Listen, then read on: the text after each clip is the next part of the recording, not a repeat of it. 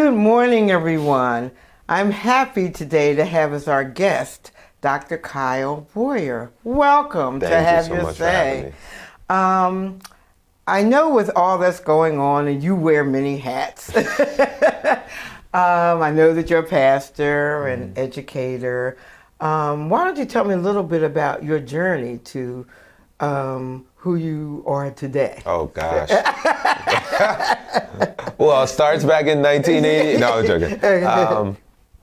I think I've always sort of discerned a call to multiple areas. Okay. I would have never articulated it that way as a kid. I didn't understand it in that way. But I think now as an adult, I understand that there are things for me to do in more than one space, but really I sort of describe it as an interdisciplinary or sort of intersectional ministry, if you will. Because I think everything I do is ministry. So I left the main line. I graduated from Conestoga High School and left. Went to the George Washington University and was a political science major with the aspiration of being an educator. I was a Teach for America Corps member. So I got into education without having to go through a traditional education prep program and taught in Philly, came back out and taught in the different Easttown school district. And then I had the bright idea to run for school board in the different Easttown school district. Right. And through that, I was elected and served and ended up in the Norristown area school district. So the two things that I do now, I've done other things, but the summary of the space that I work in the most right now, I am the pastor of Mount Carmel Church of God in Christ, and I am an administrator in the Norristown area school district. Okay. And you and I met through NAACP stuff some time ago. I did that for a little while. The civil rights issues. Yes, I do that too.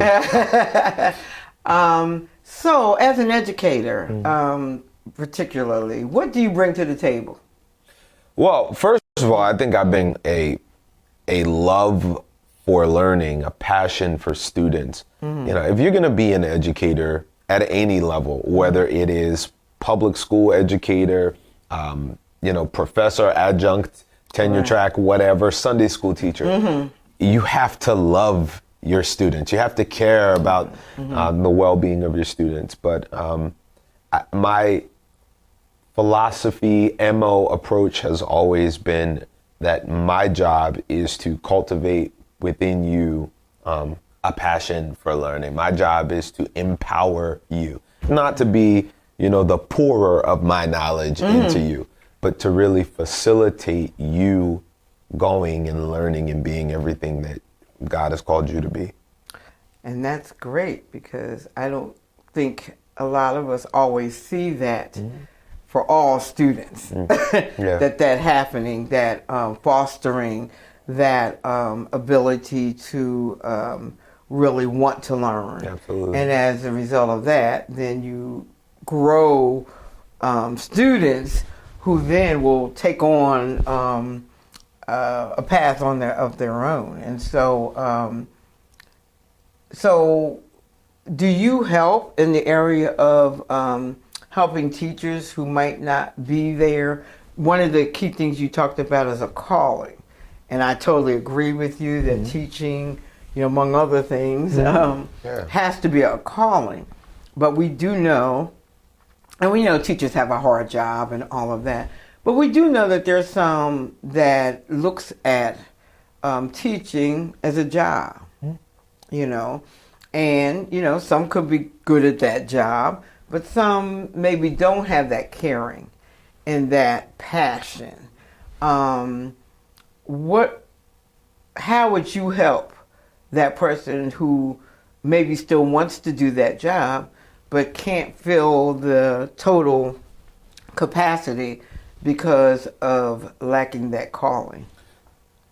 In my role, I have some supervisory responsibility. So some of that happens organically through my role. Okay. But I try most to lead by example. Okay. In interactions with students at any given moment, I believe I'm always leading. I'm showing someone else who's observing. People are looking. Right. Everybody. Right, People are always looking. You know, they're watching this interaction and watching this conversation. Right. So I try not to insert myself in people's practice because the truth is, any profession, you know, you have the vast majority of those who got into that profession because they're passionate about it, but then there are some who ended up there and they're comfortable, and I think that that's the minority. I genuinely believe that that's the minority of educators. Okay. But one thing that is a factor is how professions change and the needs of those working in that profession change. And I've been in education for 13, 14 years, and I've seen the change. Right. It's gotten more difficult since I jumped in as I've progressed through adulthood. So I can understand someone who's saying, you know, I've been doing this for 25 years, but the requirements of me today are not what was requiring me back then. You know, I'm dealing with different things that have me a little bit jaded. And that's why it's good to have diversity in your staff. And I'm not just talking about, you know, racial, etc., age range diversity. When you have new, young, bright-eyed educators coming in, sometimes that can reignite the fire in someone who's been doing it for a really long time. Well, that's true, because clearly the generations have changed a lot too, with technology and a lot of things in their perception of their thoughts. And it, you know, it's always mind-boggling to me sometimes with all the, you know, with the texting. And I see some, I told my niece one time, she sent me a text and I looked at it and I'm like, what does this say? It was like it was like no words. It was like letters and emoji. And I literally called her and I'm like, what does this say? And she started laughing. Oh, it said so and so and so. And I was just like, well, all I have to tell you is if you're in trouble, you got to write some words. Because I had no idea what this said. And so I think it's that that whole perception of, you know, instant things, everything is just brief to, you know, just whatever. And trying to make heads or tails out of when you come from a generation, that's exactly the opposite. So, you know, I understand that part. And the dynamics, you know, we have dynamics of just social dynamics and family dynamics and all of these other things. So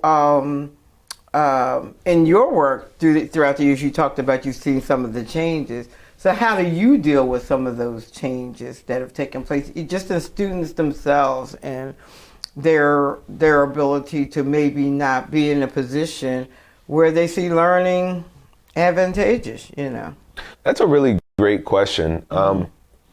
Humility is one of them. And I try to remind myself that there is value in every experience, every perspective, the example and the non-example. What can be learned by this? As much as, and I know we are in different generations as well. Right. Not too far removed. Not too far removed. You know, I'm not commenting. But even with us being in different generations, I see the shift. You know, we're dealing with Gen Zers who they're native to social media. They have grown up in a world in which cell phones have been a thing. You know, they don't remember Allen Iverson playing. You know, it's not like some things that I have to remind myself. You know, we're dealing with a different generation, but there is value in their world. I learn something every single day, and I'll give you a very, very brief example. Okay. In video games, there are sometimes in the background characters who are not real people. They're not playable.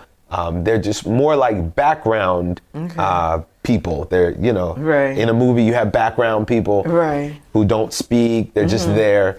So in video games, there are what you call NPCs, non-playable characters. They're just in the background. And one day I had a student reference another adult in the building, and they said, yeah, so-and-so's an NPC. And I said, what? And they said, a non-playable character, as if to say they're a non-factor. Wow. That's but to think about how these are things that that frame their world in ways that they communicate. Now, I laughed about it because, the student was just sort of referencing their feelings about that adult. But even in that interaction, I learned something. Right, I just learned something. So a lot of other people probably learned something too.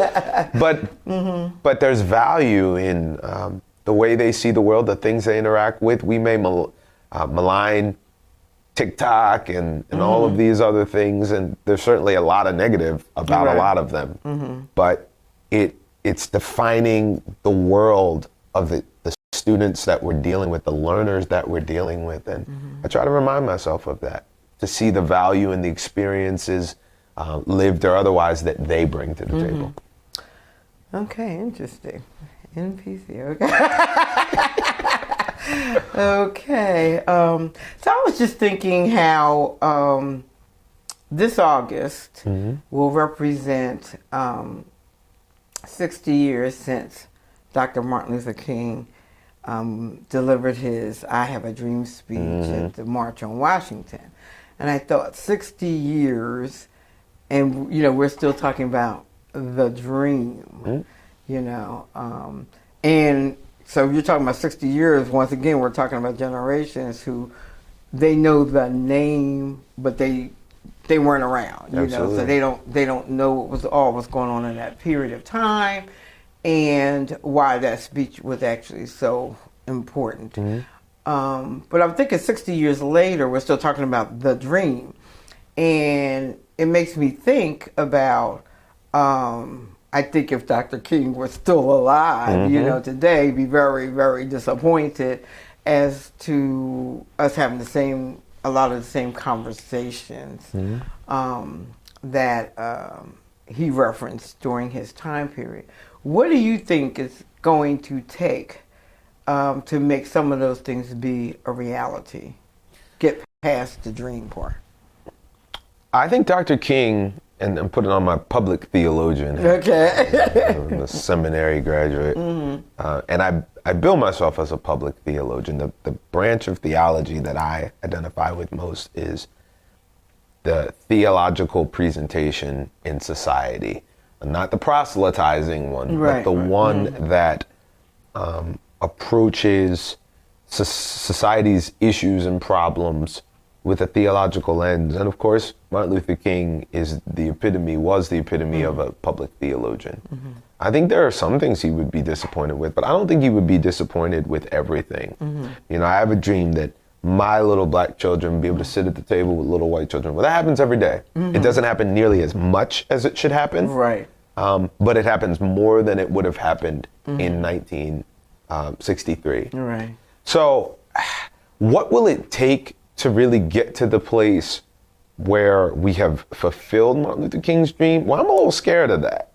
Because if we get to the place where we're no longer working to be the best America, then we're in dangerous territory. There's always going to be something to fix. Well, that's true. With imperfect us. But at the same time, we're really dealing with, and in some sad and dangerous ways, a reckoning of this nation. So let's stick to America, because that's the context in which Martin Luther King was standing on the steps of the Lincoln Memorial and speaking. He was speaking, yes, to the broader implications of global society, but he was specifically speaking to the United States. And when you look at other examples around the world, there are some that are better in this regard.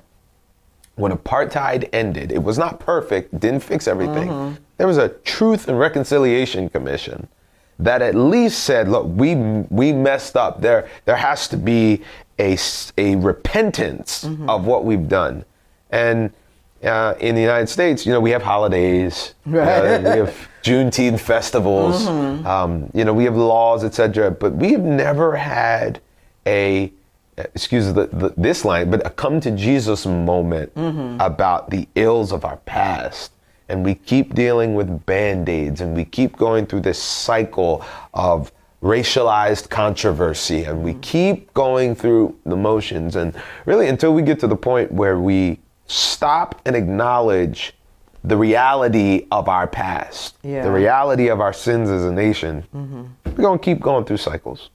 That's an interesting comment, because I actually just a few weeks ago came back from South Africa. Wow. Which was an I'm jealous. Very jealous. absolutely awesome trip. And so when you say that, one of the things, they have the museum, the apartheid museum, and then going through that,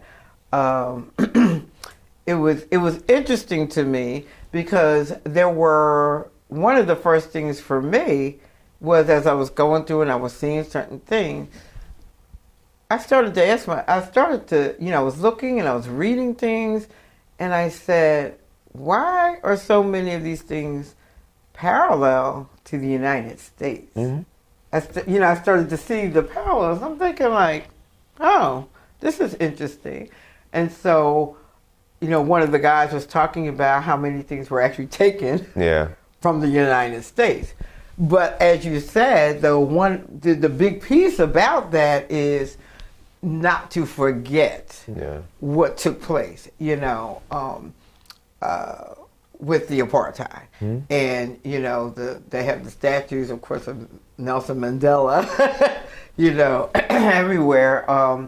But seeing all of what they were showing was, mind-boggling to me because I'm thinking, oh, okay. And then it makes me start to think, to your point, now what does this have to do with never really reconciling that fact of what was done, things that took place, the Jim Crow era and all the other things that took place should never have happened. But there are those who just do not. They want to kind of just erase it, didn't exist, instead of saying, like you said, this was wrong, it shouldn't have taken place. But by doing that, then you repeat certain behavior. And so I think that's an interesting point that you're taking.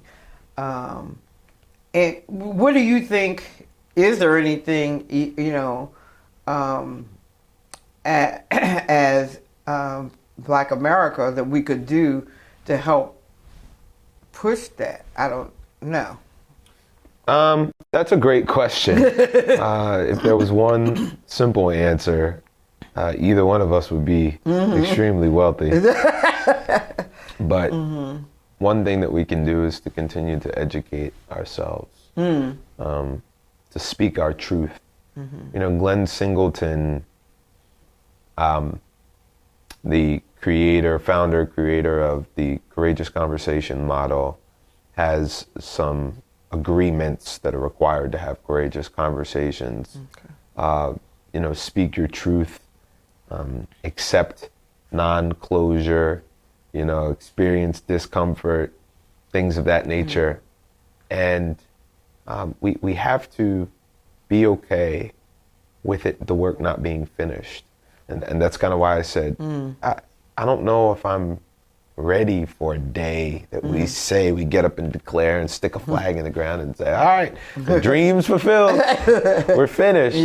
But we gotta be okay with the work not being 100% done. We have to be okay with that. We have to build up ourselves, arm ourselves with education. I personally, very personally, think that we've gotta re-embrace as a culture the church and partner, and I think the church has to step up in many ways because a lot of our social movements today are divorced from the church. And as a result, I think they're less effective. The civil rights movement had at its core a Black Baptist preacher as its major leader. Now, a lot of the church had rejected him by the time he got to his death. When he was speaking for Mason Temple in Memphis on April 3rd, a lot of the church didn't want a lot to do with him. He was a little too radical for some of them. He was messing with some of their political power, etc. But these institutions that have brought, you asked about Black America specifically, so if we speak to African American individuals, people of the African diaspora, a lot of the institutions that have brought us to where we are in partnership are no longer as prominent or effective as they used to be. And I think there has to be a re-engaging of some of those institutions. I think in many ways, the NAACP has lost some of its impact and gusto, and not just that organization, but there are many. And I think we got to re-engage. How do we do that with going back to some of the generations now who don't necessarily buy into the church per se? You know, that's not necessarily where they want to be. There's you know, how do we begin to do that, and having them bring to the table what they need in order to want to participate? There are some generational issues that carry themselves through to any organization. Okay. So every organization, I think, especially post-COVID, post-COVID-19, post-pandemic, is struggling with how to really properly engage all generations. I'm a big believer in intergenerationalism. Right. I don't want to be a part of something that is exclusively Gen Z or exclusively baby boomer. I want to be somewhere where, use the church as an example, I got some church mothers, I got some young girls, I got some older deacons who are seasoned, I want to see all age groups represented. Now, they can't just be represented in presence. They have to also be represented in power. I agree. And I think that's a lot of the issue sometimes, is we want to, they're in the audience, there they are, look, there's a row of them. Right. No, I had to bring you to the table. There's a proverb, Proverb 20:29 says, the glory of young men is in their strength, but the beauty of old men is in the gray hair.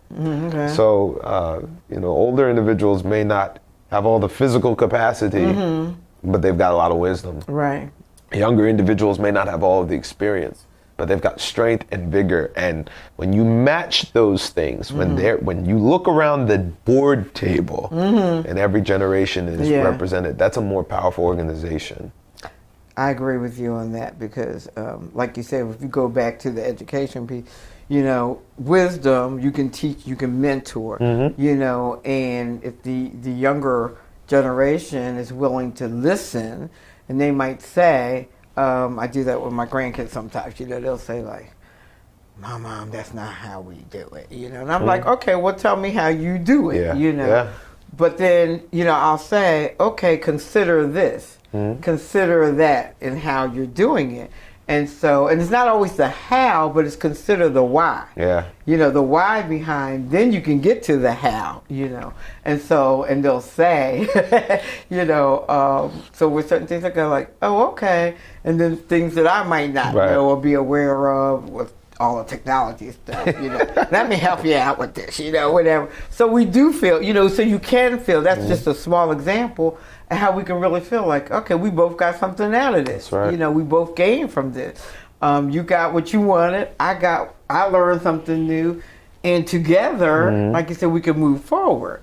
And if we could do something to foster that more, you know, I totally agree that we would accomplish a lot more and everybody benefits. Yes. Everybody benefits. So, you know, understanding that, what would be the first step? You're a pastor, so what would be your first step in trying to bring together the generations?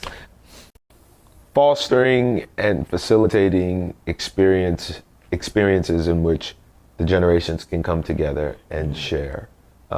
I mentioned, you know, in our last little discussion about making sure all generations are represented at the table, but just experiences that are shared between generations. Sometimes you can partner up. You can have a buddy system. You pair an older individual with a younger individual, and you know there's a sort of a facilitated mentorship or just friendship, or maybe they link up and they meet up or what have you. There are a lot of different ways that you can do that, and it looks different in every organization. But there has to be coming together. Right. You start to and story sharing, sharing stories, listening and learning from one another. I find that a lot of young people are mesmerized by some of the stories of older individuals. Because they begin to see, oh, you once were 12 too? You didn't roll out the womb 70 years old. Right, yeah. You had an experience of having, girlfriend when you were whatever age. Right. You did this, or you had this experience, or you spent time in jail, or you got in trouble for whatever. You begin to share stories. You see points of connection and mutual humanity. And I think that fosters relationship. I agree. So as we're coming to a close at time we'll have to have you back again. I'd be honored to come back. But so what would you say, what words would you leave with parents as to how they can help to be encouraging and inspirational to their children? Listen, do more listening, provide opportunities in which you can listen. Another one would be lead by example. Forsake the old method of do as I say, not as I do. Right. Because it's super ineffective. Yeah. The biggest power that we have is the power of our example. Now that's my educator hat. Listen and lead by example. My pastor hat, let's say, pray with and pray for your children. That's something that I would say in that capacity. There's power in prayer, and pray with them. Let them hear you talking to the God that you believe in, or that you want to protect them. Let them hear those words. That would be my advice. Great advice. Thank you so much. Thank you. For your wisdom today and what you provided. And so I say to everyone who's watching and everyone who listened, as we're closing out, you have a voice that should be heard when you are able to have your say. Thank you.